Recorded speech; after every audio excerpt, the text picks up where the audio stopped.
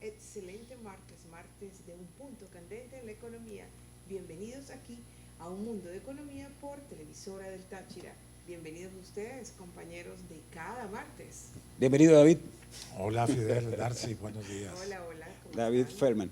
Bien, amigos, como acostumbramos los martes, efectivamente, en un punto candente de la economía, hoy traemos para conversarlo con ustedes un tema bien de fondo en el mundo económico. Y es que vamos a hablar de cuál es el impacto nefasto del dinero inorgánico, sobre la estabilidad de los precios. Porque, sin lugar a dudas, y eso lo dice no solamente la teoría económica, sino lo estamos viviendo en Venezuela con clara precisión, y es lo que queremos conversar, cómo precisamente la masa de dinero inorgánico es una de las fuentes de mayor impacto sobre el movimiento inflacionario que afecta la estabilidad de los precios. Exactamente, nosotros vamos a hablar del impacto nefasto de lo que es el dinero inorgánico en la economía y aquí específicamente el impacto tan terrible que ha tenido en nuestra economía. Empiezo citando un pensamiento muy importante del economista premio Nobel como es Milton Friedman, que él dice que la inflación siempre y en cualquier parte es un fenómeno netamente monetario, David. Dicho por Milton Friedman, el máximo representante de la corriente de pensamiento de la escuela monetarista. Nosotros tenemos una economía socialista, nosotros tenemos una política, un modelo económico socialista. Y los modelos económicos socialistas emiten dinero inorgánico. La consecuencia de eso es inflación. Porque desconocen la economía monetarista, precisamente. Porque no saben cómo funciona el dinero. No saben cómo funciona Ajá. el dinero. Eso es característico de los socialistas, y tienes.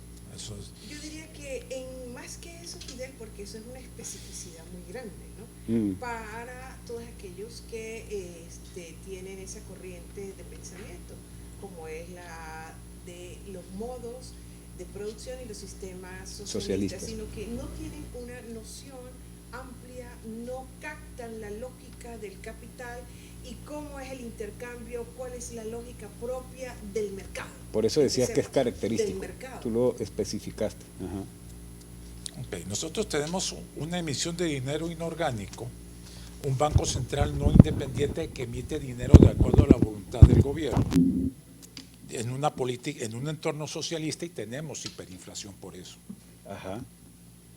¿Y por causa y consecuencia? ¿Y cuál es el impacto, David, que tiene el emitir dinero inorgánico? Recordemos que el dinero inorgánico es aquel que no está respaldado por la creación de riqueza y por la generación de valor en una producción económica sostenida en el tiempo. La principal consecuencia es la caída del poder adquisitivo. Los sueldos se vuelven nominales, no tienen poder adquisitivo, no puedes ahorrar, no puedes cubrir un ingreso mínimo. Claro, y esto al generar la inflación, entonces la espiral termina destruyendo con mayor velocidad que lo que estamos viendo en Venezuela, el nivel del ingreso. Una destrucción económica tremenda. Ahora bien, hay el ejemplo alemán. Los alemanes pasaron por hiperinflación en los 20. En los años 20 del siglo pasado. Y de esa lección, ellos crearon instituciones antiinflacionarias.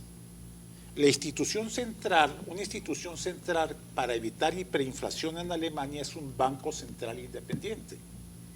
Un banco central que funciona con una junta de gobernadores, una junta de 5 a 7 personas que decide la política económica, pero cuya decisión principal es preservar el valor de la moneda.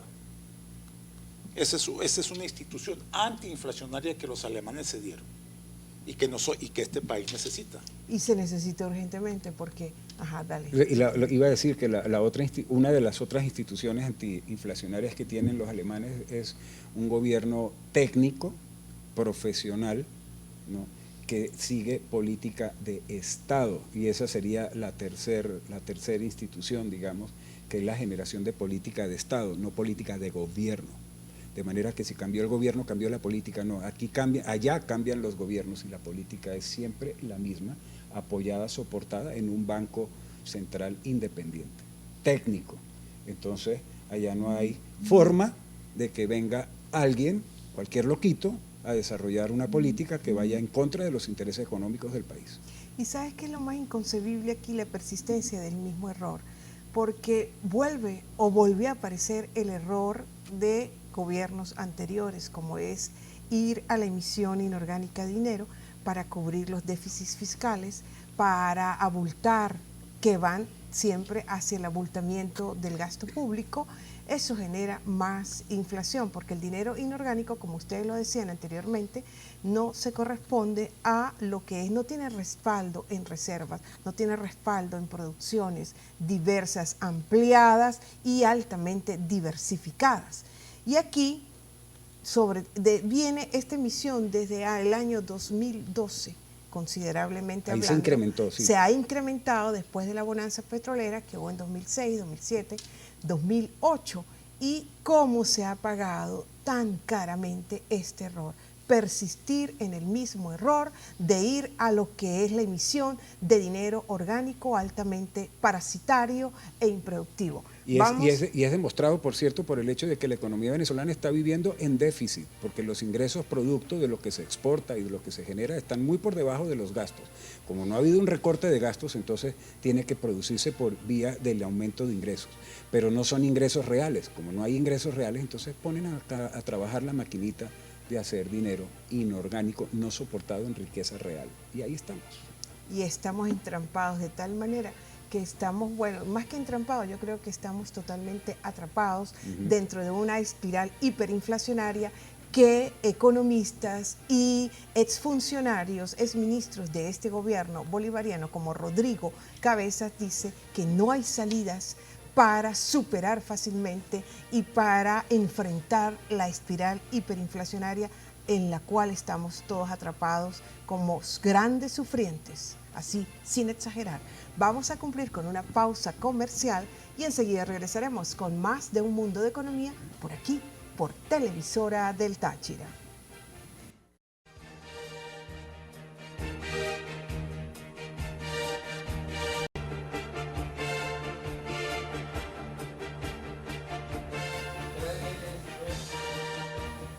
Bien amigos, continuamos con más de Un Mundo de Economía. Estamos hablando del impacto nefasto del dinero inorgánico en la estabilidad de los precios, que es lo mismo decir el impacto del dinero inorgánico sobre la dinámica de la inflación. Y como ustedes pudieron percibir de lo que estábamos conversando en el segmento anterior, estábamos aclarando que en Venezuela una de las principales razones que impulsa el movimiento inflacionario es precisamente el sostenido fenómeno de crear dinero inorgánico por parte del gobierno y por parte de un banco central que sigue pautas políticas del gobierno y que no es independiente. Todo con el objetivo de financiar el déficit fiscal del Estado, del gobierno, particularmente desde el año 2012, momento en el cual ya PDVSA no estaba en capacidad de financiar ese déficit. Entonces el Banco Central puso a trabajar la maquinita para generar dinero y esto ha impulsado enormemente la inflación a los niveles que hemos conocido últimamente, de entrar en este proceso bestial de hiperinflación que aún no se detiene. Los economistas en todas partes del mundo han diseñado, si se quiere, puede nombrársele así, un decálogo referido a cuáles son las principales causas, digámoslo así, las principales consecuencias que genera la inflación. Y particularmente en el caso venezolano, tenemos para ustedes las 10 principales consecuencias de la inflación bolivariana que queremos comentárselas a continuación. Sí. En primer lugar, la inflación perjudica principalmente a los trabajadores, o sea, a los asalariados, puesto que el salario que reciben en dinero significa mucho para muchos de ellos, la mayor parte o su único patrimonio. Y como la inflación destruye el salario, entonces está destruyendo el único patrimonio de los trabajadores. En segundo lugar, la inflación empobrece a quienes reciben un ingreso fijo o que no varía al mismo ritmo que el movimiento de los precios. Y eso es una realidad y siempre se ha dicho y lo podemos constatar en la realidad venezolana, cómo la inflación crea pobreza. Y si hay hiperinflación, entonces está creando hiperpobreza. En tercer lugar, La inflación bolivariana destruye paulatinamente la tendencia al ahorro, por supuesto, porque no queda dinero para ahorrar. La inflación achica los ahorros reales y obliga a la población a no ahorrar en dinero, sino en bienes materiales, que se deprecian menos que el dinero. En consecuencia, dinero que te cae lo conviertes en algún tipo de activo, o monetario o físico. Es así. Y nosotros siguiendo con estas 10 consecuencias que tiene la hiperinflación, una cuarta consecuencia sería que cambia de manos la riqueza, porque el dinero, y como tal lo aprovechan los gobernantes que lo imprimen, toma el ahorro de la clase media, de la clase asalariada e impide que los pobres salgan de la pobreza. De ahí cuando ustedes escucharán hablar lo que es la economía de la inflación, o lo que es lo mismo, que a través de la inflación se hacen grandes economías.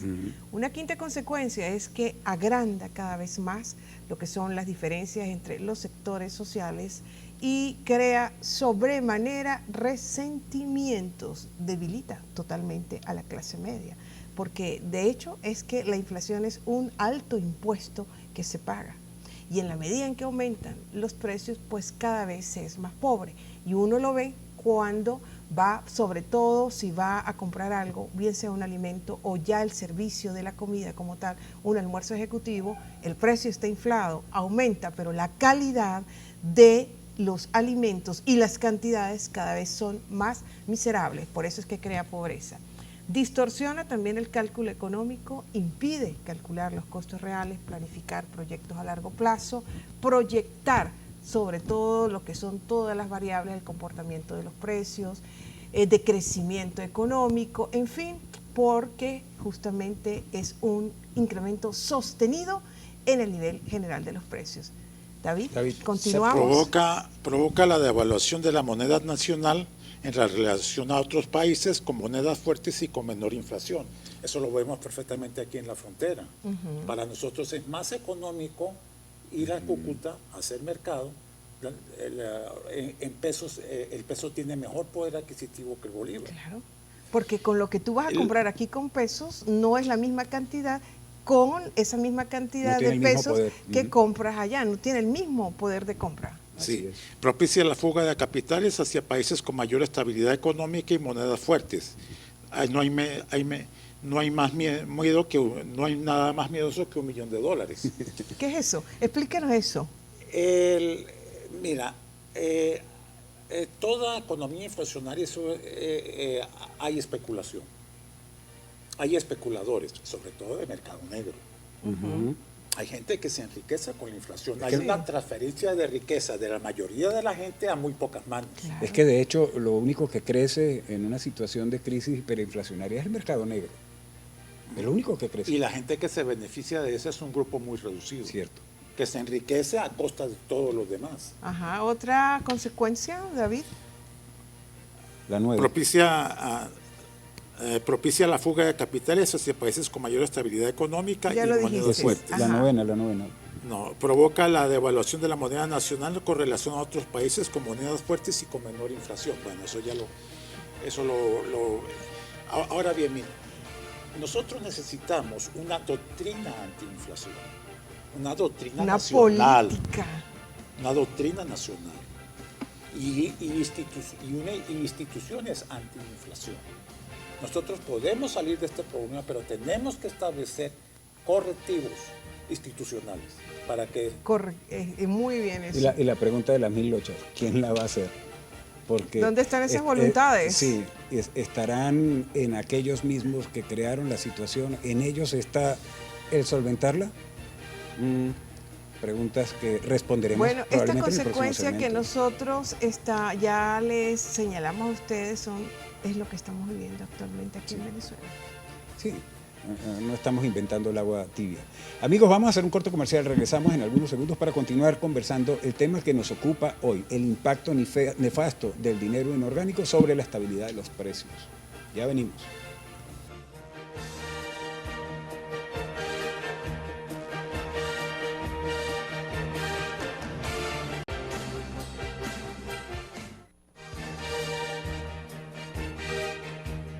De vuelta con más de Un Mundo de Economía, hoy martes de Un Punto Candente, de la economía. Y qué más candente que el impacto nefasto que ha tenido la emisión de dinero inorgánico en la estabilidad de los precios. Vale destacar que, bueno, todos sabemos que nuestra economía está hundida, necesita divisas, no hay divisas, hay una economía altamente que se ha posicionado sobremanera, pero producto de esos paramercados, de los mercados negros que tenemos, de todas esas actividades propias de las economías oscuras, ilícitas. Sin embargo, nos llama muchísimo la atención, Fidel y David, unas declaraciones que aparecieron hace pocos días en la prensa nacional que hace Rodrigo Cabezas, es ministro del gobierno bolivariano, cuando dice que no hay salida posible, él no le ve salida posible a la espiral hiperinflacionaria que tenemos. Venezuela actualmente está atravesando por una crisis severamente prolongada, una crisis, la peor de las crisis en cuanto al estancamiento, en cuanto a la recesión, en cuanto a todo lo que implica la contracción económica, la más severa de toda su historia económica. A tal punto, Darcy, que estamos viviendo inflación con caída de consumo. Es que no es solamente una caída de la producción, sino también una caída del consumo. O sea, se están sumando una cantidad de factores que hacen de la situación sumamente grave. Claro, porque está totalmente contraído lo que es el circuito de flujo circular en economía de bienes y servicios. No hay producción. Así es. No hay distribución, no hay consumo. Y si no hay consumo, pues no hay generación de lo que es el dinero a través de bienes y servicios que vuelva otra vez a ser inyectado, inyectado al proceso económico productivo, producción cada vez más de bienes y ofrecimiento de servicios. Y al hablar de la que no se inyecta, David, nuevamente el capital, me viene a la mente pensar sobre cuáles son las expectativas que tienen los agentes económicos en una economía como la que estamos viviendo. Las expectativas racionales del potencial inversionista hoy son muy negativas y tienen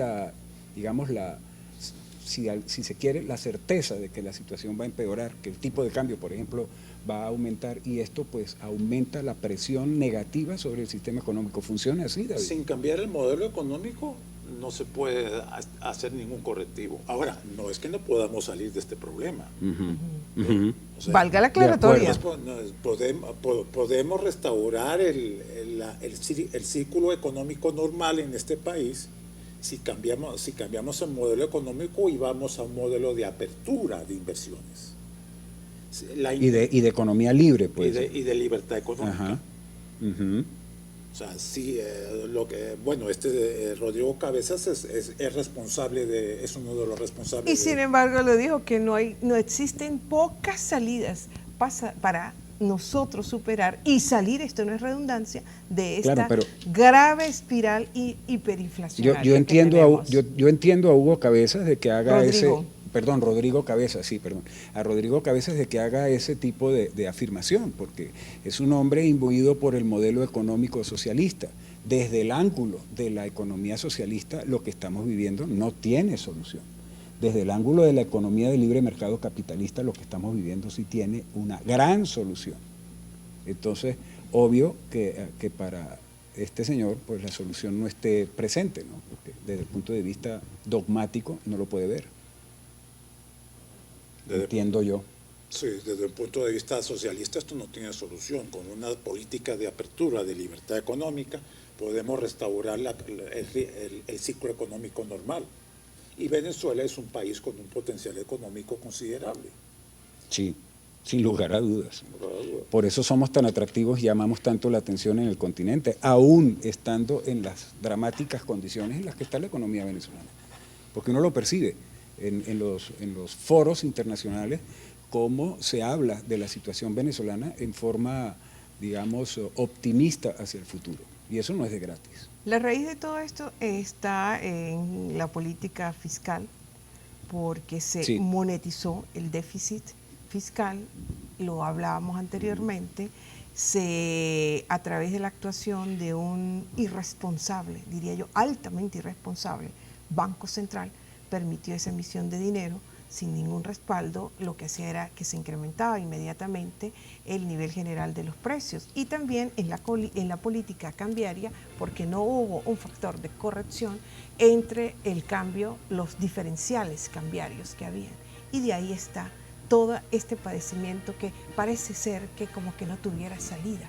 Por supuesto, no tiene salida si no hay un cambio de corriente económica, como decía David y Fidel, un cambio de corriente económica que esté signado bajo el modelo de políticas, libertades económicas dentro del marco de economía de mercado. Y aquí hay que aclarar también otra cosa a nuestros amigos de la teleaudiencia para no caer en juegos y en falsedades, ¿no? Toda esta situación de emisión de dinero inorgánico no tiene absolutamente nada que ver con sanciones internacionales, porque ninguna sanción internacional está obligando al Banco Central a producir dinero. Las ideas socialistas son históricamente un fallo. No funcionaron en ningún lado. Comprobado en el mundo. Y siempre tuvieron como consecuencia hiperinflación, pobreza, estancamiento. Y nosotros no fuimos la excepción. No fuimos la excepción. Así que bueno, lleguen ustedes también, saquen ustedes sus propias conclusiones. Exactamente.